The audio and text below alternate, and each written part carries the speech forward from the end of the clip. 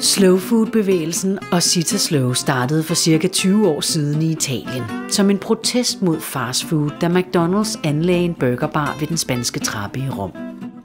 Italienerne betragtede det som en kulturel ydmygelse.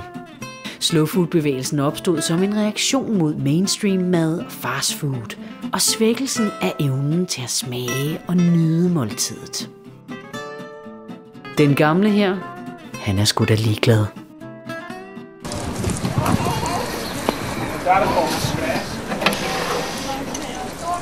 Så skal jeg ryge og stæve.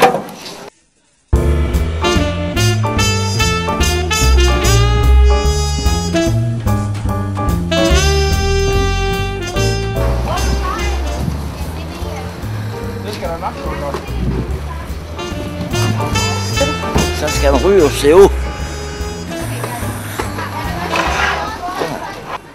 Sort, mørk, som den der. Mine damer og herrer, hvis vi lige må tage 5 minutter af deres tid. Det gælder vores fælles fremtid her på Sydfyn. Vi er rigtig gode til mad på Sydfyn. I Kulinarisk Sydfyn arbejder vi på sagen. Kulinarisk Sydfyn og Sit and Slow handler om os, der er så skide gode, for det er vi. Alt hvad vi laver hernede, det gør vi med hjerte. Vi gør det med smag, og vi gør det med kant. Så mange gode råvarer af alle slags hernede. Der er frugter, grønt og kød. Danmarks have.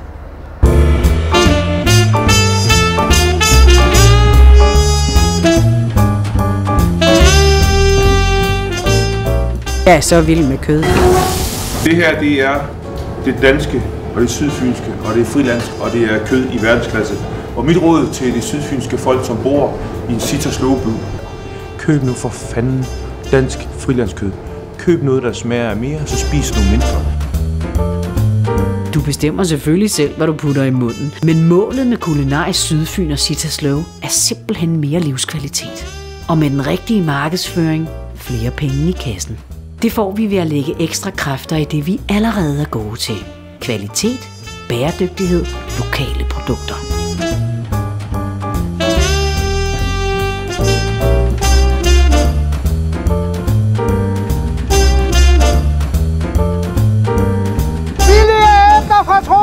Økologiske gode æbler.